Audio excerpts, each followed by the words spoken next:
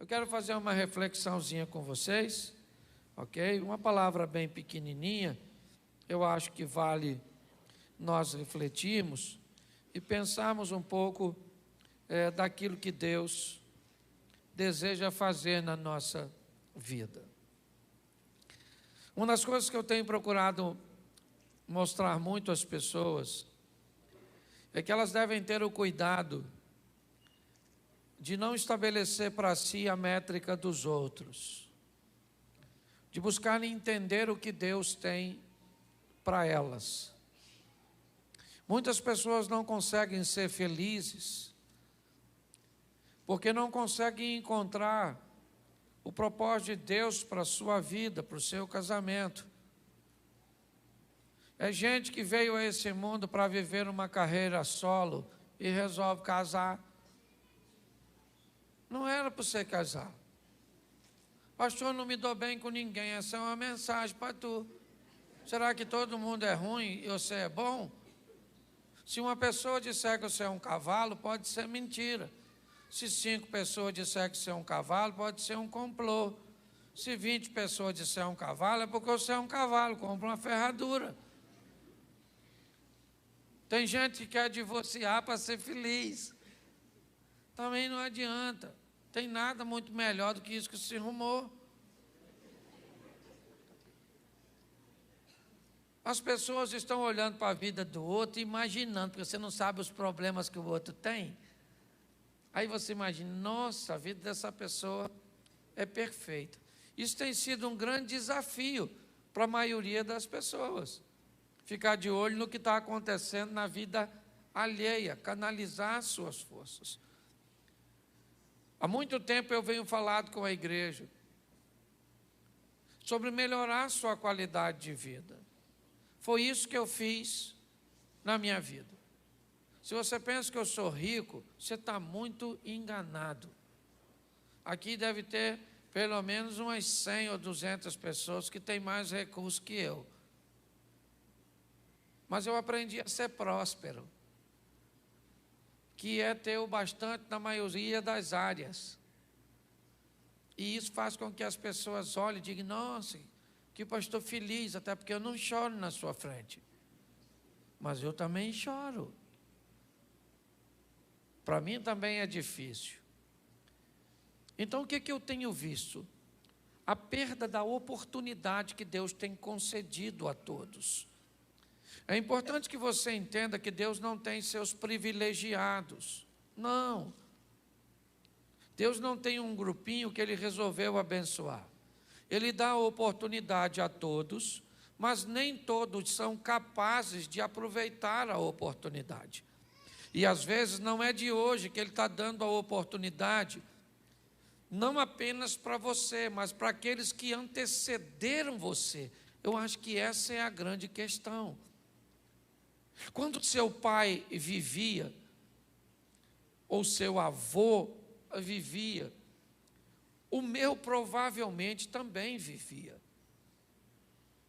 E durante a vida daqueles que já passaram, eles podem ter feito coisas totalmente diferentes. Isso fez com que a próxima geração entrasse com uma vantagem sobre outras pessoas. Não porque Deus tem privilegiados, porque pessoas aproveitaram as oportunidades oferecidas por Deus. Hoje, talvez, a vida financeira de alguém é mais fácil que a sua. Hoje, talvez, o equilíbrio emocional de algumas pessoas seja mais fácil que o seu. Hoje, o casamento de algumas pessoas podem ser mais fácil que os seus. Hoje, filhos de outras pessoas podem ser menos problemáticos que os seus. E o que isso me mostra? Que pessoas estão fazendo coisas diferentes. E quando as pessoas que têm o resultado negativo olham para isso, elas começam a achar que há uma injustiça nesse resultado. Porque eu trabalho tanto e tenho pouco resultado. Por que é que eu faço tanto e tenho poucos resultados? É importante nós entendermos isso, por quê? Porque hoje é muito comum nós estarmos atentos demais ao que está acontecendo na vida dos outros, principalmente nesse momento de rede social tão ativa. Às vezes o número dos outros te irrita. Você fica olhando e fala, poxa, o conteúdo dos outros. Às vezes tem gente que tem um conteúdo 200 vezes pior que o seu. O cara posta um troço, dá 1000 curtidas. Tu posta, dá 3 e uma é sua. Outra da sua mãe. Não dá raiva, só dá em mim. Então já faz tempo que eu parei de olhar a vida dos outros e me concentrei na minha, para fazer as coisas acontecerem na minha vida. Então, eu já falei isso aqui, eu quero falar e depois quero usar uma palavrinha que Deus colocou no meu coração. Coloca aí a primeira carta do apóstolo Paulo à igreja de Coríntios, capítulo 10, versículo 1. Você já vai lembrar desse texto, o que eu tenho usado bastante aqui, tenho aprendido que a repetição é didática. Ora, irmãos, eu não quero que ignoreis que os nossos pais estiveram todos debaixo da nuvem. Todos passaram pelo mar. E todos foram batizados em Moisés, na nuvem e no mar. E todos comeram de um mesmo manjar espiritual. E beberam todos de uma mesma bebida espiritual, porque bebiam da pedra espiritual que os seguia. E a pedra era Cristo. Mas Deus não se agradou da maior parte deles, pelo que foram prostrados no deserto. Feche seus olhos. Pai, que toda distração, que todo embaraço seja repreendido e que as mentes sejam abertas para ouvir e muito mais do que ouvir. Colocar em uso, ó Pai, as ferramentas e aquilo que aprendem de Ti. Continua conosco em nome de Jesus. Amém. Glória a Deus. Amém. Aqui o apóstolo Paulo está fazendo uma descrição sobre um ambiente que aconteceu com o povo ao sair do Egito. O povo tem 400 anos vivendo sob um regime opressor dominante, um ambiente de escravidão, altamente prejudicial para a mente. Depois de 2, 3 gerações, talvez, ou talvez até um pouco mais, filhos, netos e bisnetos, ou pais, filhos, netos e bisnetos, vamos lá. 4 gerações. Nós poderíamos entender que uma mentalidade foi desenvolvida nesse pessoal. Uma mentalidade de escassez, de limitação. Um povo que cresceu vendo tudo isso. Eles não conheciam a liberdade. De repente, Deus envia um libertador para ir até o cativeiro e libertar este povo com mão forte. Mas eles não gerenciavam nada. Tudo que eles tinham eram porções oferecidas pelos seus senhores. Eles não precisavam de muita coisa. O que eles precisavam é de alimento, água e abrigo, e para isso trabalhavam. Quando de repente vem uma proposta, vocês vão sair do cativeiro para uma terra de libertação, beleza, é muito legal, mas quem é que vai administrar agora a minha vida? Foi muito legal quando eu migrei de um ambiente, de um funcionário, um operário, um colaborador de uma empresa, e fui mandado embora. Parecia que era algo extremamente agradável, mas era a empresa que pagava a maior parte do meu plano de saúde. O salário estava lá na minha conta todo final de mês. E a partir daquele momento que a liberdade chegou para mim, ela trouxe para mim responsabilidade, obrigações que outrora eu não tinha. E eu confesso que foi muito assustador para mim lidar com a liberdade, com o meu poder de escolha, com aquelas doses que chegavam para mim já com todos os descontos e, né, com tudo aquilo que a empresa me oferecia. Agora eu não tenho mais. Como é que vai ser tudo isso?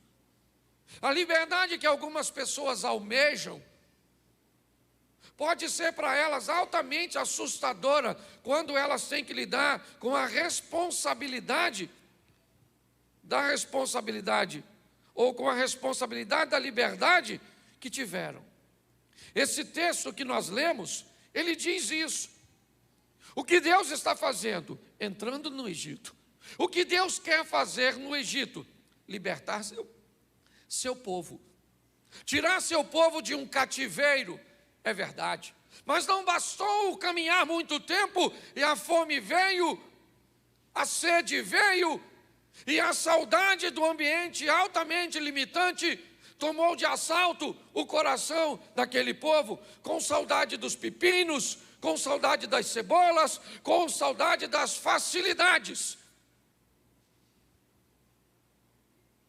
Me parece que o que Deus quer transmitir com essa mensagem é que a liberdade é boa. Cristo é o libertador. Ele veio para nos libertar. Mas a liberdade não é boa para todo mundo. Porque quando alguém vai para a libertação com a mente de cativo, essa pessoa vai sofrer demais. Quando alguém sai do Egito e continua com o coração lá, isso vai ser altamente prejudicial. O texto em que lemos, Moisés está dizendo isso. Bota para mim, de novo, 1. Irmãos, eu não quero que vocês ignorem, eu quero que vocês entendam, eu quero que vocês estejam aptos a prestar atenção. Que os nossos pais estiveram todos debaixo da nuvem. Todos passaram pelo mar. Verso 2. Você já ouviu 2 vezes a expressão todos. Todos foram batizados na mesma nuvem, né? Em Moisés e na mesma nuvem no mar. Verso 3. Todos comeram do mesmo manjar espiritual. Verso 4. Beberam todos de uma mesma bebida espiritual. Todos. Todos estão no mesmo culto. Todos estão no mesmo deserto, está caindo maná para todos, está passando codornizes para todos, está saindo água da rocha para todos, tem uma nuvem protegendo do sol, todos, tem uma coluna de fogo à noite protegendo do frio, quem? Todos, todos. Todos estão no mesmo ambiente, no mesmo tempo, ouvindo e vendo as mesmas coisas, todos. Esse é o Deus justo, o Deus das oportunidades. Porém, o verso 5, ele começa a distinguir o todos. O todos de todo mundo. Ou todo mundo não são todos, ou todos não são todo mundo. Coloque como você quiser. Verso 5. Mas Deus não se agradou da maior parte de todos.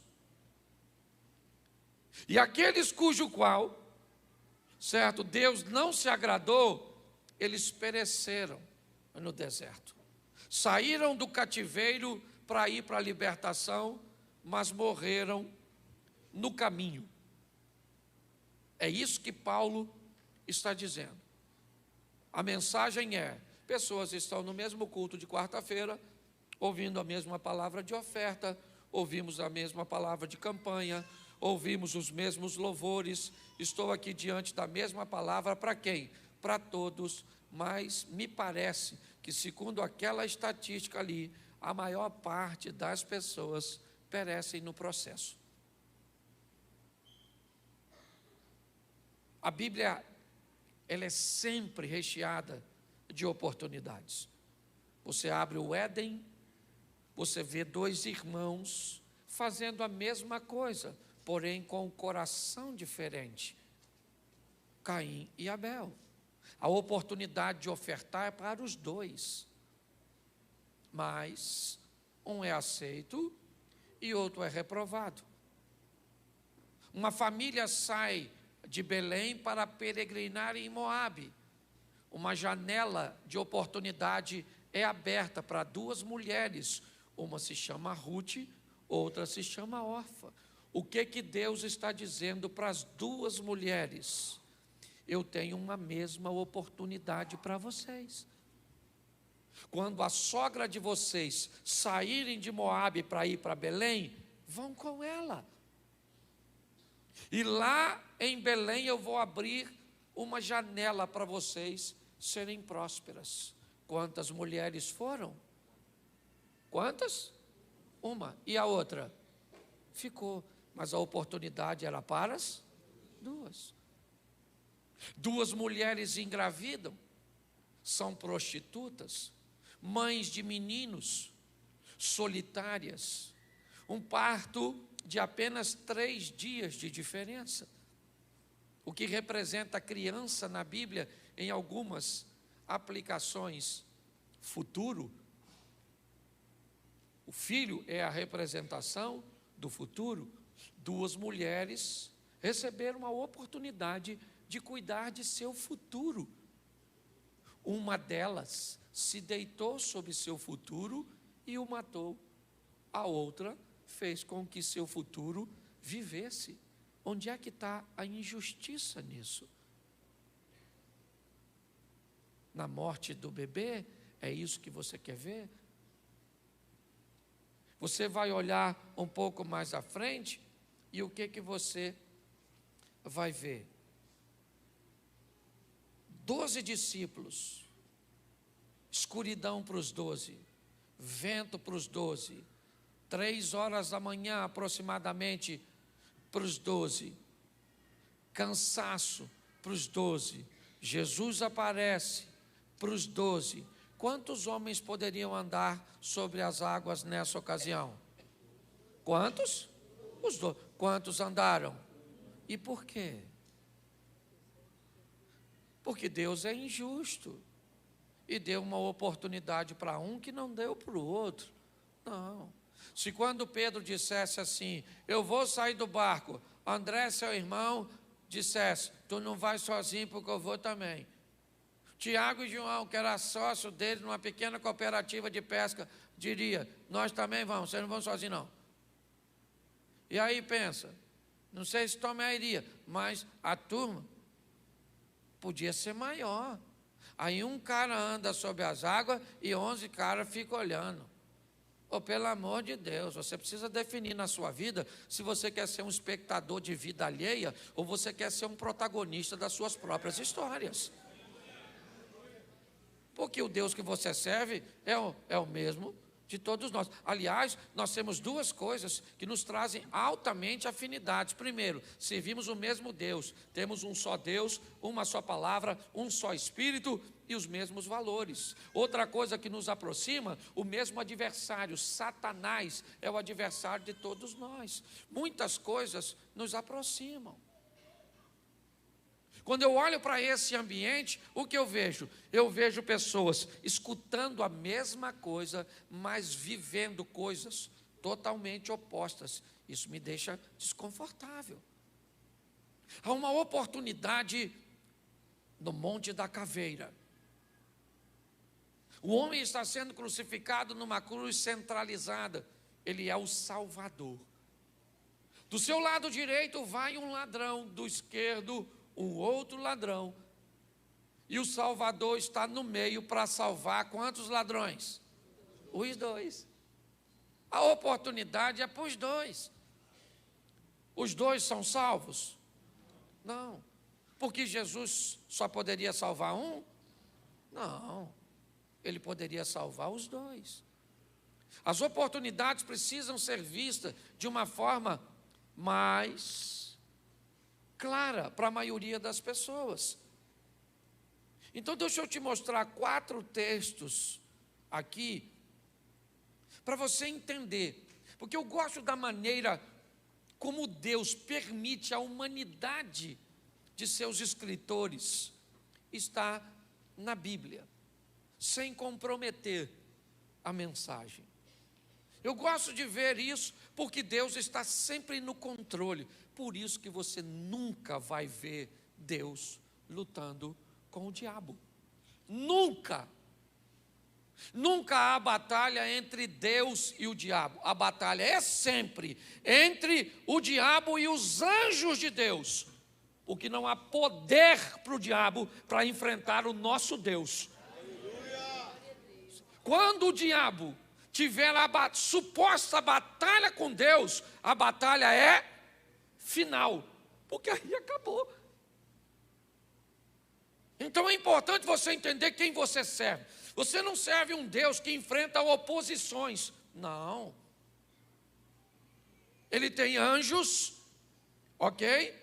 Que até quando vão enfrentar o diabo, usam Deus.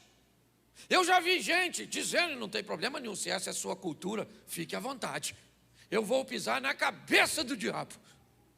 Mas quando um anjo enfrentou o diabo, ele disse assim: o Senhor te repreenda. Olha, ele não falou nada, ele falou: diabo, vou falar uma coisa para você, para a gente acabar com isso o mais rápido possível. Senhor, o diabo. Tem gente que tem dificuldade até para orar.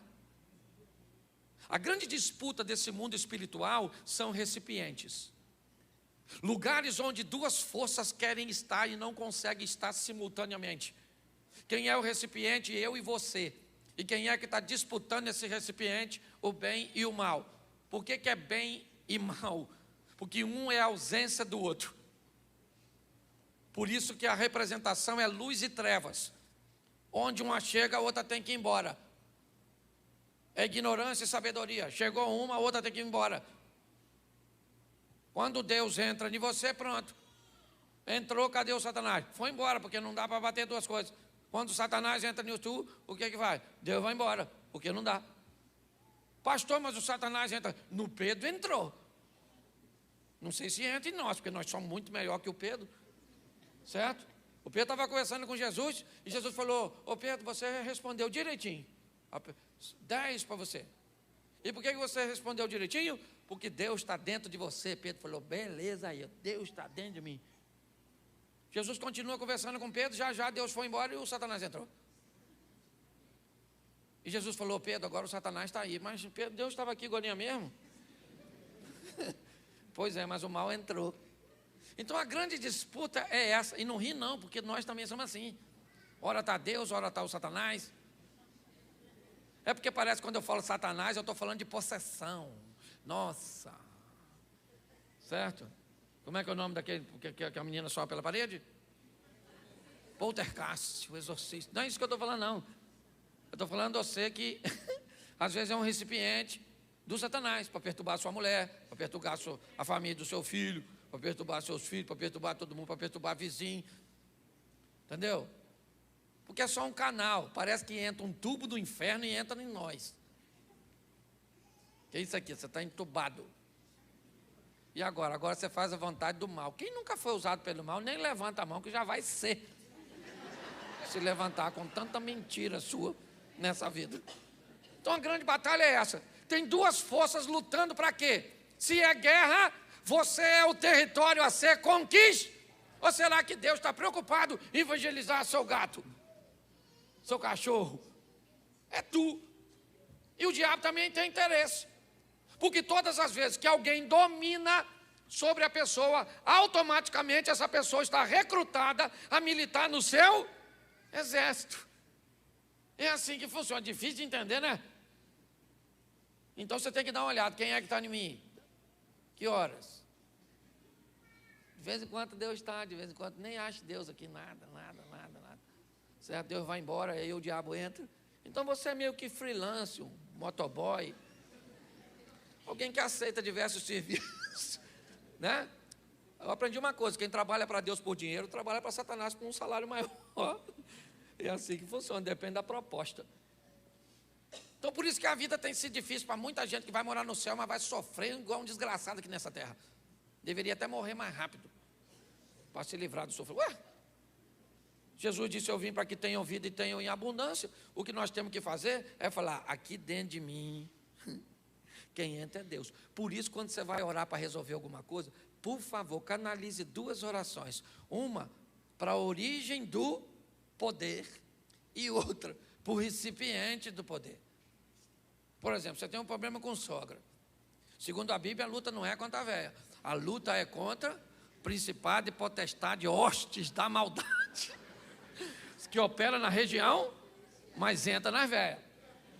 E inventa nas novas, entra em todo mundo. Eu usei a velha para ficar como um exemplo mais sólido. Certo? Então, como é que você vai orar para um problema que você tem com sua sogra? O problema vem de onde? Fala assim, do inferno. E entra onde? Isso. Tá certo? Entra na sogra. Então, o que você faz? Senhor, porque a oração sempre é para lá. Para de mandar a oração para o inferno, para de mandar a oração para as pessoas, mande a oração na direção certa. Senhor, meu Deus e Pai, em nome de Jesus, eu peço o acionamento do céu para tomar uma providência sobre a origem do mal. O Satanás, seus anjos, as potestades e o recipiente do mal. Minha sogra, minha esposa, meu filho. Você tem que saber como orar, você tem que canalizar a oração para os 2 ambientes, de onde vem o mal e onde o mal entra. Por exemplo, você tem um marido que é um ótimo marido, um cara extraordinário, bondoso, generoso, bom pai, dócil, mas se ele beber, a bebida tira Deus. E aí quem é quem é? Aí pronto, o bicho quebra tudo, bate tudo. É o cão chupando manga. Então, quando você for orar, por favor, tá bom? Fale com a fonte, manda para cima resolver o problema lá na fonte. Senhor, fecha um pouco o registro lá, porque não dá para fechar tudo, porque o mal sempre tem que vir, né? Mas Senhor, é mal demais. Eu acho que é um tubo de 4 polegadas injetando mal o tempo inteiro. Tem gente vivendo casamento assim. Aí ora contra o marido. Está errado. Você ora para Deus, repreender o mal lá e conscientizar o recipiente aqui para ver se ele fecha também um registro aqui, porque tem um lá e outro aqui. Aí a turma vive toda bagunçada, pastor, minha vida está um inferno. Esse dia uma moça falou comigo, pastor, minha casa é um inferno, o senhor tem que ir lá. Eu falei, não vai não. Cláudio vai não, menino. Cláudio não frequenta esses ambientes assim, não. Estou a fim de ir no céu. Tua casa é um inferno, nossa, vamos encontrar quem lá? Você está rindo, mas é sério. Então entenda. Quando nós vamos olhar para isso, eu peguei 4 textos de histórias que mudam com a mesma palavra e achei muito interessante, porque a palavra é usada, Deus se lembrou. Eu gosto dessas palavras que homens deixaram e Deus permitiu que eles deixassem um registro, sem comprometer o todo e a essência da palavra, porque nós sabemos, desde que conhecemos a palavra de Deus, que Deus é onisciente e Ele não esquece de nada, não se arrepende de nada. Mas você encontra textos dizendo que Deus está arrependido. Por favor, se você não entende o contexto e o que está sendo transmitido, não coloque defeito na Bíblia. Mas eu não vou falar disso agora. Gênesis capítulo 1, verso 8. Preste atenção. O que essas histórias têm em comum? E chamou Deus, 8:1, eu inverti, O capítulo é 8, o versículo é 1. Só inverte para mim, que eu falei o contrário. Isso. E lembrou-se Deus de Noé e de todo animal e de toda a res que com ele estava na arca, e Deus fez passar um vento sobre a terra e aquietaram-se as águas. Preste atenção. Nos 4 textos que eu vou usar, nós vamos ver o texto dizendo que Deus se lembrou. É lógico que ele nunca esqueceu de Noé, até porque foi ele mesmo que colocou o Noé dentro daquela arca. Então não há um Deus irresponsável que botou Noé na arca, mas esqueceu dele e um belo dia Deus se lembrou. Não. A mensagem que utiliza a lembrança, né, como forma de transmitir o que deseja, é apenas o momento em que Deus entra em cena. O momento em que Deus entra em cena, o escritor vai chamar de lembrança. Aquele momento onde Deus entra para agir. Quando Deus colocou essa palavra no meu coração, ela veio como se hoje fosse para mim e para você o momento em que Ele lembraria de nós, ou seja, o momento em que Ele entraria com providência a nosso respeito. Me parece que o que Deus está querendo dizer é que hoje eu me lembrei de você, ou seja, hoje eu resolvi agir a seu favor, a seu respeito. Então eu aprendi, pelo menos para mim, eu não sei para você, porque 1 Coríntios 10:1 diz que todo mundo está no mesmo lugar, mas não é para todo mundo. Uma coisa eu tenho certeza, para mim é. Uma chave vira hoje na minha vida, na minha história, vira.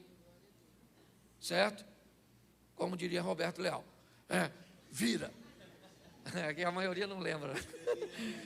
A turma nova não sabe quem é não. Louvado seja Deus, que vocês são novos. Certo? Então, entenda. Quando Deus resolve virar, e por que é que Ele vira?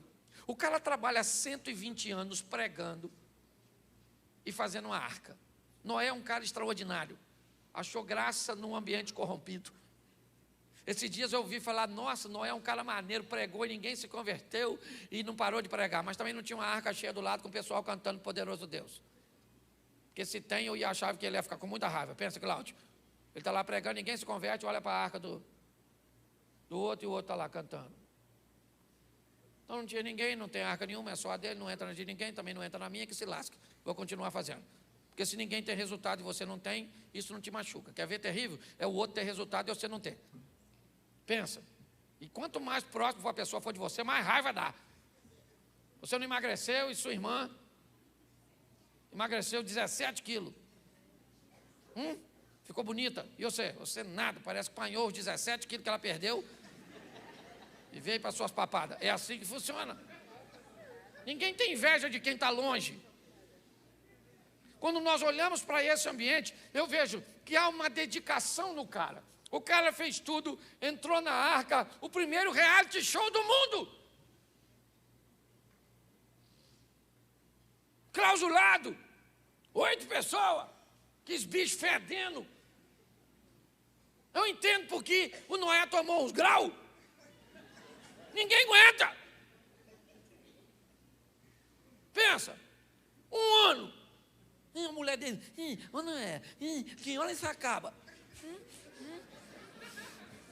Para você ou geral? Eu já estou querendo jogar você ao invés do corvo. Sai, infeliz, e voa. Certo? Pensa naquela perturbação. Os bichos fedendo e limpo, e troço, limpa isso, limpa aquilo, e nunca está limpo. Parecia dono de casa. Que tribulação. Sai a arca. Deus lembrou nada, rapaz. Lembrou nada, ele nunca esqueceu. É porque era a hora dele agir. É isso que você tem que entender. Tem um momento onde Deus age a seu e aí, meu irmão, ninguém pode. O cara pode numa encruzilhada matar um frango ou um elefante. Que Deus fala. Nossa, sangue demais do elefante, hein? Mas não mudou nada, eu liberei. É assim que funciona. Quando Deus resolve fazer, já era. Só que levou 1 ano, dentro da arca, solta o corvinho. Pegou, trouxe nada. Pensa. É porque Deus é poderoso, porque eu vou falar uma coisa para você que é até uma heresia, mas eu estou na minha igreja, eu posso falar. Quando Noé falou, eu vou tomar um negócio que eu estou de... Se Deus pudesse, falaria, eu acho que eu vou tomar com você, bota 2 copos aí, porque Eu estou entendendo que você está atravessando. Era altamente estressante. Mas ele viveu porque perseverou. E é isso que muito crente não consegue. Um povinho que não pode enfrentar obstáculo nenhum, que já quer morrer. Ah, pastor, eu vou desviar. Por quê?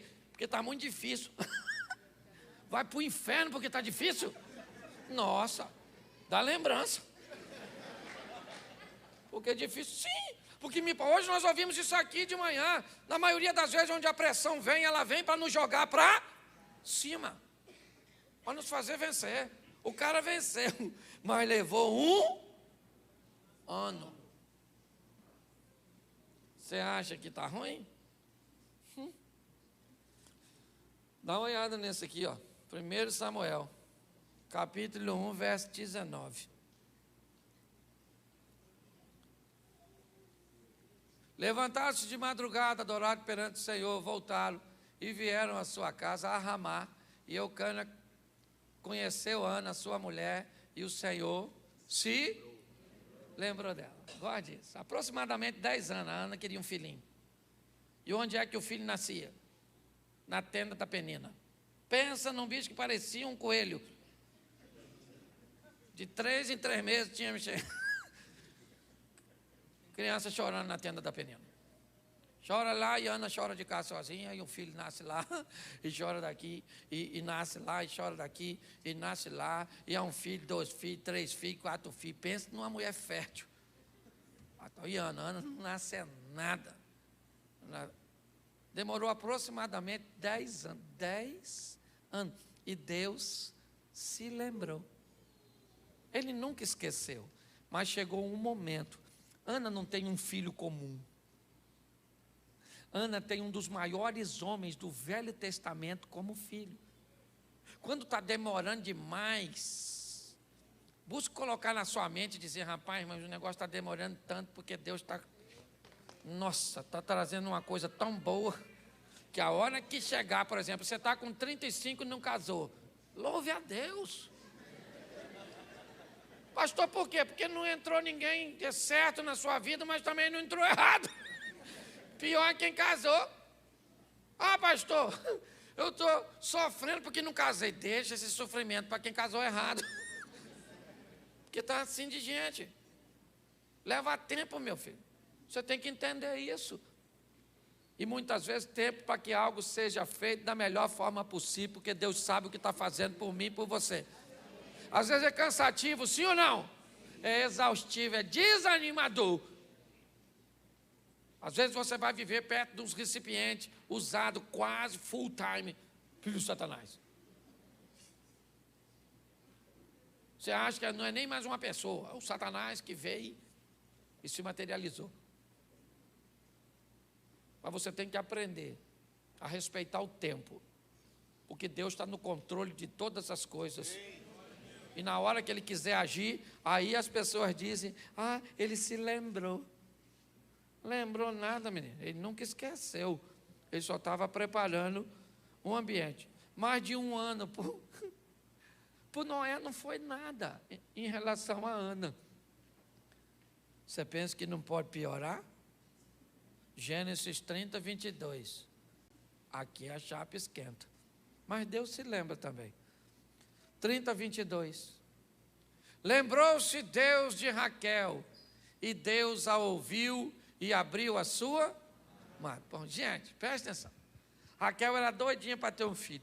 Pensa numa mulher doidinha para ter um filho. Amada pelo cara. O cara trabalhou para ela. Raquel devia ser uma mulher bonita, porque ninguém trabalha 14 anos para casar com a mulher feia.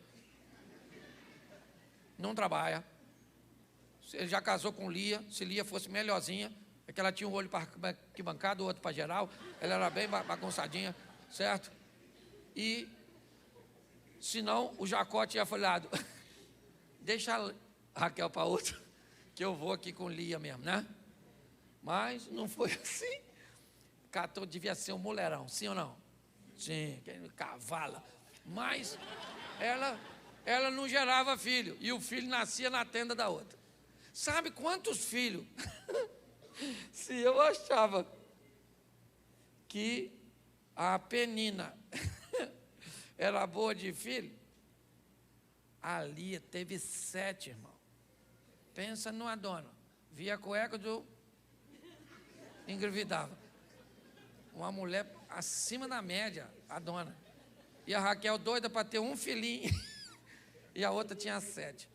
Raquel ficou muito invocada, falou, quer saber de uma coisa? Ô Jacó, pega minha serva aqui e faz filho nela. O Jacó podia falar, eu não, pô, já tem 7. Mas homem é homem todo tempo. Eu imagino Jacó falando, não, acho melhor não pegar Até porque ninguém me convence quando Abraão ofereceu Agar para se deitar. Quando Sara ofereceu Agar para se deitar com Abraão. Pensa só, Sara devia estar com 60 e poucos anos, 70. Você acha que Agar tinha quantos anos? 59. Devia ser um chuchuzinho. Abraão olhou e falou, acho que não quero. Nossa, vou fazer esse esforço. Você está rindo de quê? Está assim de gente buscando atalho para alcançar o que deseja. É isso que a Bíblia está dizendo. Olha o problema que gera quando você queima etapa e não aguarda o que Deus tem a fazer por você. Ele sabe o tempo que vai fazer na sua vida, não precisa se apressar não, porque Ele está no controle de tudo. Está muito tempo, demorando demais. Então vá, Agar. Vai lá. Deus está demorando, vou dar uma forcinha. Vai, está precisando. Deus está com muita dificuldade, pegou Covid. Deve ser, está esquecendo das coisas. Eu gosto desse texto, porque a Lia teve 7 filhos. A outra, que é a escrava, a Zilpa teve 2. A Bila teve 2. Olha. E a Raquelzinha não tem nada. Tem nada. Só as crianças chorando. Mas o texto diz ali que Deus se lembrou da Raquel. E ela foi mãe de quem? Que José? E os filhos de José substituíram 2 da tribo, lembra? Manassés e Efraim. Demorou ou não demorou? Aproximadamente, eu botei aqui 7 com 2, 9 com 2, quase uns 15 anos para a mulher ter um filhinho. E você está esperando 6 meses. Nossa, pastor, eu fiz uma campanha. Vai ler a Bíblia, rapaz. Então não vem mais aqui não, porque não tem milagre. Então vai embora. Entendeu? Vai num fast food desse aí e pega lá na hora. Porque está demorando para caramba. O cara teve uma visão quando eu era membro lá na igreja Rio de Janeiro, que Deus ia me colocar num avião para voar. Pensa num medo, até não orei pedindo para que acontecesse. Não queria voar. Menino, passou de 10 anos, não voei pela primeira vez.